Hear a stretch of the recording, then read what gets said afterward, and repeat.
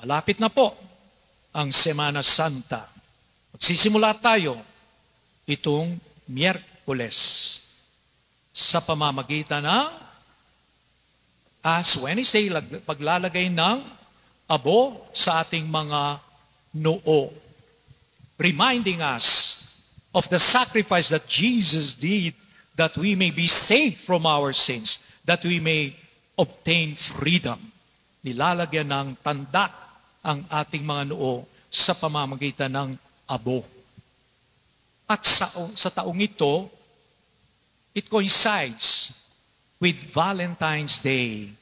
Araw ng mga puso, di ba? February 14. Paano natin mapagsama yung cross and heart? Araw ng mga puso and start of Holy Week through the cross of Christ, putting us on our forehead. Paano natin mapagsama the cross and the heart? Pagsamahin natin. Cross my heart. Heart my cross. Yeah. Cross my heart, big sabihin, sa bawat pagmamahal, may kasamang krus.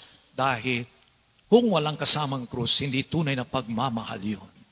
Tandaan po natin yon. Can we say that to Jesus? Jesus, I love you. Mother Mary, Lady of Lourdes, I love you. Sana masabi natin, cross my heart. Amen.